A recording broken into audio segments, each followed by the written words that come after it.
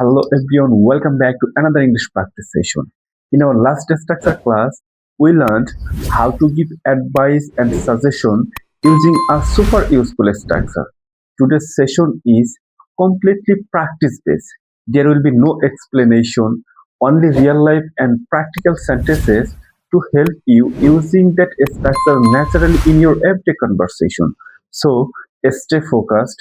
Repeat after me and let's begin our practice session together. You should tell the truth. I repeat, you should tell the truth. তোমার সত্য বলা উচিত। He should go to the office on time.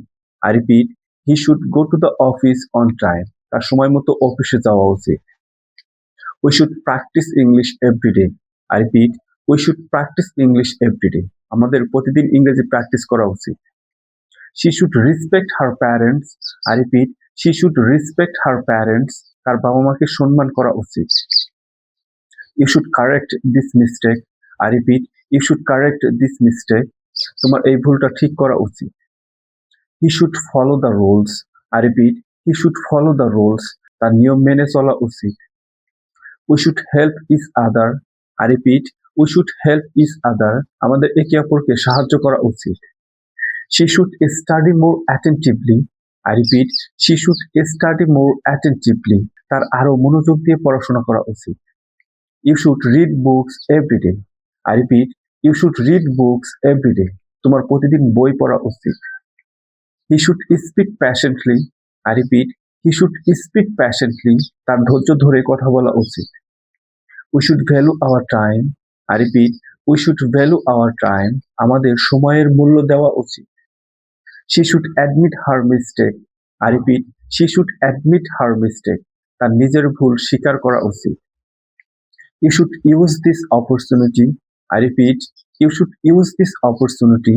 তোমার এই সুযোগটা কাজে লাগানো উচিত। He should exercise regularly. I repeat, he should exercise regularly. তার নিয়মিত ব্যায়াম করা উচিত। We should stay clean. I repeat, we should stay clean. আমাদের পরিষ্কার পরিচ্ছন্ন থাকা উচিত। She should behave well with everyone. I repeat, she should behave well with everyone. তার সবার সাথে ভালো ব্যবহার করা উচিত। You should listen carefully. I repeat, you should listen carefully. তোমার মনোযোগ দিয়ে কথা শোনা উচিত। He should stand for the truth. I repeat, he should stand for the truth. তার সত্যের পক্ষে দাঁড়ানো উচিত। We should think about the future. I repeat, we should think about the future. আমাদের ভবিষ্যতের কথা ভাবা উচিত। You should start practice today. I repeat, you should start practice today. তোমার আজই প্র্যাকটিস শুরু করা উচিত। আপনি একটা বিষয় খেয়াল করে দেখেছেন, সকল সেন্টেন্সই একটি স্ট্রাকচার ফলো করেছে।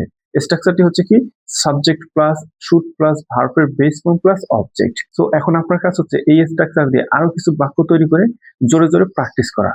তাহলে আপনি খুব সহজেই ইংরেজিতে কনফিডেন্ট অ্যান্ড ফ্লুয়েন্টলি কনভারসেশন করতে পারবেন। সো আজকে ভিডিও তাহলে এই পর্যন্তই। নেক্সট প্র্যাকটিস সেশনে আবারও দেখা হবে। Till then keep practicing and stay confident.